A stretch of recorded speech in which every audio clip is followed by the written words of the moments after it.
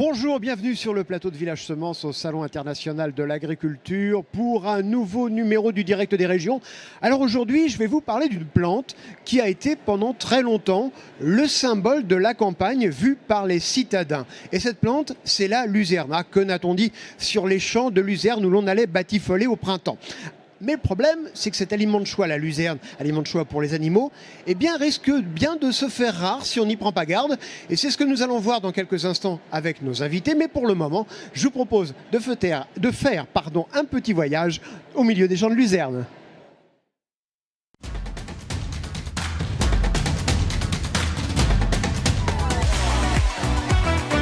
Riche en protéines et en fibres, la luzerne est un fourrage incontournable pour une alimentation équilibrée des vaches laitières, moutons, chèvres, chevaux et même les lapins.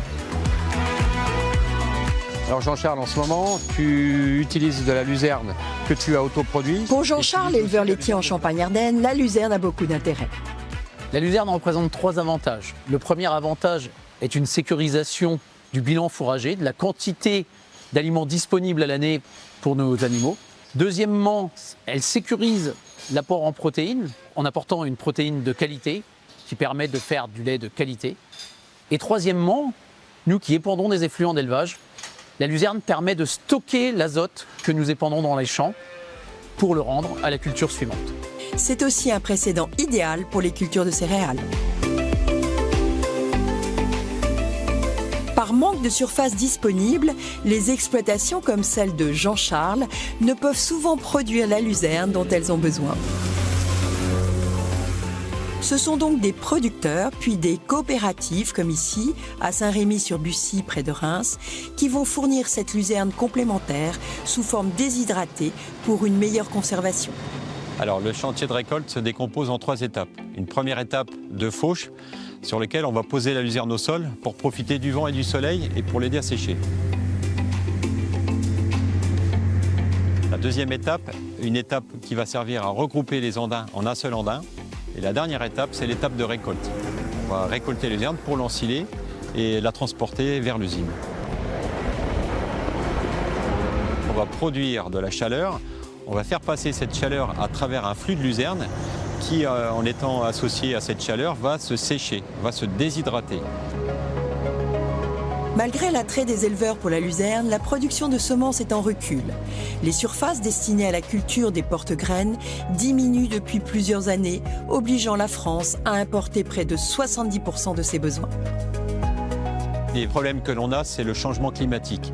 Et nos producteurs de semences sont confrontés à ce changement climatique et donc à une baisse de rendement. L'avenir de la semence de luzerne passera par une sélection qui va pouvoir adapter les variétés au changement climatique. La luzerne française est une alternative aux importations de protéines végétales comme le soja. Relancer cette filière est un enjeu environnemental et de souveraineté. Alors, pour parler de luzerne, je vous présente nos 3 experts. Samuel Huvet, bonjour. Vous êtes directeur du site de Saint-Rémy-sur-Bussy, c'est près de Reims, de la coopérative Luséal, comme c'est écrit. C'est ça, c'est dans la Marne. Cédric Pasquier, à vos côtés, vous êtes responsable du projet Semences de Sériance, qui fait partie du groupe Terrena, je ne me trompe pas. Oui, tout à fait. Et Honoré Labanca, vous êtes chargé recherche et développement de Luzerne de France. Alors, moi, je voudrais qu'on parle un petit peu d'abord des enjeux et qu'on comprenne bien, on le disait au début de l'émission, aliments de choix pour animaux. Pourquoi ? Qu'est-ce qu'ils leur trouvent ? Je pense que c'est déjà par rapport à la qualité qu'elle a, la luzerne. Elle apporte des fibres et elle apporte aussi de la protéine. Et c'est ce qui fait son avantage et son intérêt dans l'alimentation. Et alors, on donne ça à peu près à tous les animaux ? Honoré, quels sont les animaux auxquels on donne de la luzerne ? Alors, la plupart des animaux vont pouvoir consommer de la luzerne, mais il faut savoir que comme c'est une plante qui est riche en fibres, les fibres étant digérées plutôt par les animaux ruminants, donc les vaches, les chèvres, les brebis, c'est une plante qui est plutôt destinée aux ruminants qu'aux animaux comme les cochons ou les volailles. Alors, moi, je voudrais qu'on comprenne, parce que dans le film, on dit que on pourrait manquer de luzerne, que la filière est déficitaire en ce moment. Cédric, on explique ça comment ? Aujourd'hui, on explique que la production effectivement est impactée par le changement climatique, par aussi une évolution, parce qu'il faut savoir que la luzerne, pour produire de la semence de luzerne, elle a besoin d'être pollinisée, il faut des insectes spécifiques, et donc on assiste effectivement à une baisse des rendements en production de semences de luzerne. Malgré tout, depuis maintenant plusieurs années, il y a toute une recherche qui est faite autour pour comprendre les mécanismes, et donc aujourd'hui on est en train de augmenter la pente en termes de multiplication de semences de luzerne et donc de production. Alors comment ça se passe très concrètement aujourd'hui, Samuel, pour répondre à la demande ? Pour répondre à la demande, il y a les semenciers qui sont là pour faire la recherche par rapport à la demande qui est faite par les producteurs de semences. Alors nous, on est dans une région qui est forte productrice de luzerne et qui dépend fortement des producteurs de semences. La semence, elle n'est pas faite dans les régions où on produit de la luzerne, elle est surtout faite à l'ouest de la France et le centre de la France, centre-ouest. Alors aujourd'hui, côté justement recherche, vers quelle piste de recherche on s'oriente, vers quels objectifs ? En fait, aujourd'hui, il y a deux fonctions différentes. Il y a à la fois le fait d'avoir une recherche pour établir des variétés demain aussi qui soient toujours plus productives et adaptées aussi aux différents enjeux et changements climatiques. Et d'un autre côté, effectivement, on a la partie multiplication de semences. Donc, on va dire que ce sont deux activités qui sont différentes aujourd'hui et donc qui sont travaillées en symbiose de manière à continuer à multiplier de la semence à la fois pour nos besoins internes en France, mais aussi continuer à exporter des semences à l'étranger. On exporte beaucoup de semences de luzerne à l'étranger ? Historiquement, par rapport à ce qui était produit en France, on exportait à peu près la moitié dans différents pays. Et aujourd'hui ? C'est toujours cette proportion ? Aujourd'hui, cette tendance effectivement avait diminué, on exportait moins. Voilà, mais bon, on espère qu'avec les recherches qu'il y a autour de la multiplication, qu'on améliore la productivité en production de graines, de semences, on augmente tout ça. Honoré Labanca, on a aussi quelque chose qui est important quand on parle de la luzerne, c'est son intérêt environnemental. Oui, tout à fait. Alors la luzerne, c'est une plante souvent qui est montrée comme cochant toutes les cases de la transition agroécologique. Alors pourquoi ? C'est une plante qui est très résistante à la sécheresse. Donc c'est une plante, alors on parlait de changement climatique, mais qui est finalement beaucoup moins sensible que d'autres cultures. Deuxième aspect, c'est sa teneur en protéines. C'est une plante qui produit énormément de protéines. C'est la plante qui produit le plus de protéines à l'hectare, produit jusqu'à 2,5 fois plus que le soja, qui est la protéine un petit peu de référence. C'est aussi une plante qui n'a pas besoin d'engrais parce que c'est une légumineuse. Donc en fait, elle va capter l'azote de l'air pour sa propre nutrition, donc n'a pas besoin d'engrais azotés. Elle est aussi excellente pour la qualité de l'eau, pour la biodiversité, parce que c'est une plante qui est très mellifère. En Champagne, on a plus de 1800 km de bandes de luzerne qui sont laissées chaque année en fleurs pour nourrir les insectes pollinisateurs. Donc voilà, c'est une plante qui effectivement, d'un point de vue environnemental, qui coche toutes les cases et qui pourrait nous donner des solutions aujourd'hui pour cette transition agroécologique dont on parle dans ce salon. Et ça permettrait aussi de freiner les importations de colza qui viennent par exemple du Brésil. Cédric ? Alors, par rapport aux importations, je crois que surtout le soja qui est importé effectivement. Donc oui, aujourd'hui, la luzerne, comme disait Honoré, est très très productive en termes de protéines. Donc aujourd'hui, tout l'enjeu effectivement du plan protéines qu'il y a en France, c'est d'augmenter globalement les légumineuses, et notamment la luzerne, effectivement, qui fait partie des plantes reines. Donc soit en production fourragère, pourquoi pas pour la partie d'hydratation, qui est importante, mais aussi en association dans les fourrages chez les éleveurs directement.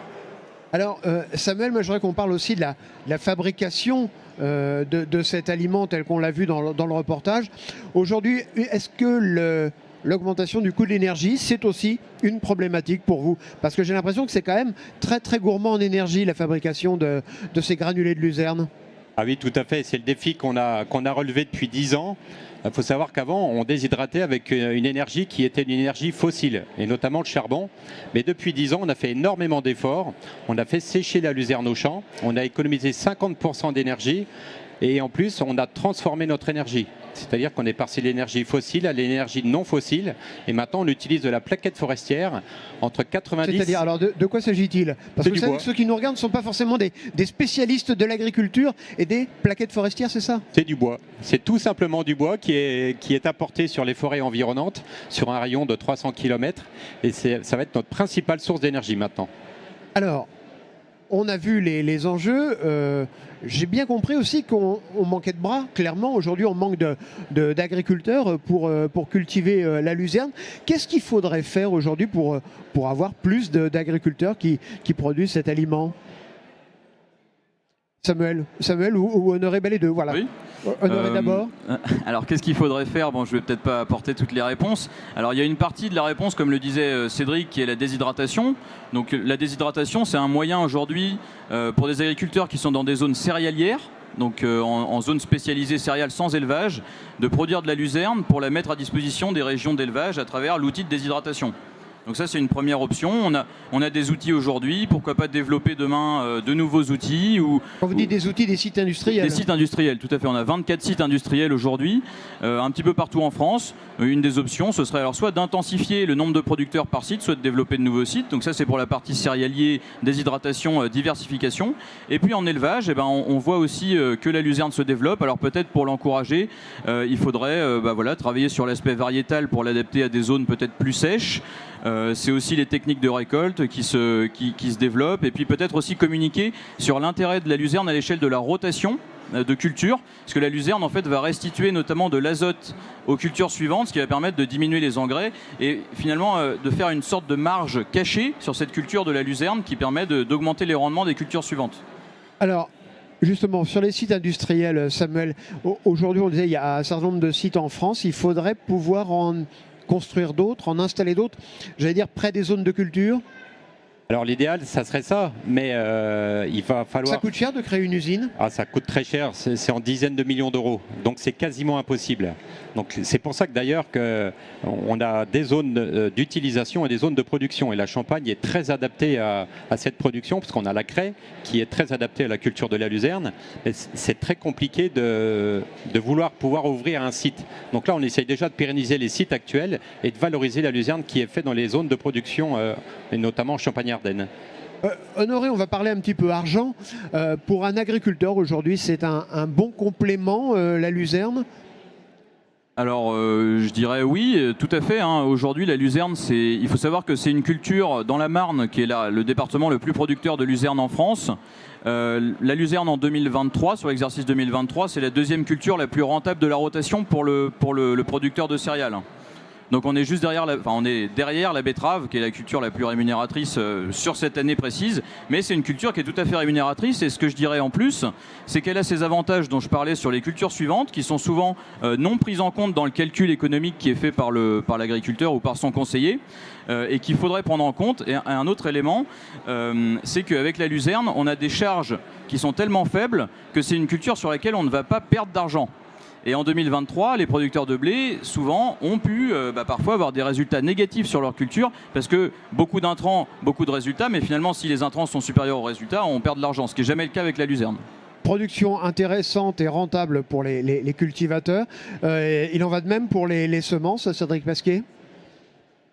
Pour les semences, effectivement, il y a eu là aussi une revalorisation des prix ces dernières années pour effectivement combler la perte de rendement.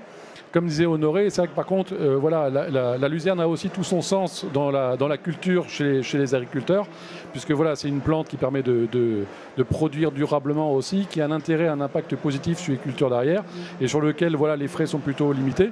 Donc c'est vraiment une culture d'intérêt aujourd'hui qu'il faut remettre effectivement au devant de la scène. Et est-ce qu'on peut cultiver de la luzerne partout en France? Parce que là, vous me parlez beaucoup de la Champagne. J'ai bien compris que pour les semences, les graines, c'est plutôt sur la partie ouest de la France. On peut cultiver de la luzerne partout ou pas? Honoré. Alors, moi, je dirais, à cette question, je réponds oui. On peut cultiver de la luzerne quasiment partout en France. C'est une culture qui est très robuste, qui s'adapte à la plupart des contextes.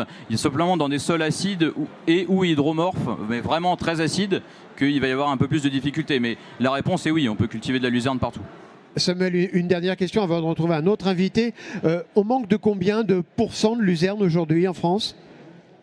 Pour le moment, on en manque oui et non. C'est-à-dire qu'on est fortement dépendant de la météorologie, et puis on est dépendant aussi d'une production mondiale, c'est la loi des marchés, et puis on est dépendant aussi de l'élevage. Donc on a besoin du soutien de nos éleveurs, parce que nos éleveurs sont nos premiers clients. Eh bien écoutez, merci beaucoup, ce sera le mot de la fin pour cette première partie, restez avec nous. Après avoir parlé de l'alimentation des animaux, on va parler de notre alimentation à nous les humains dans notre rubrique « Faites pousser les idées ».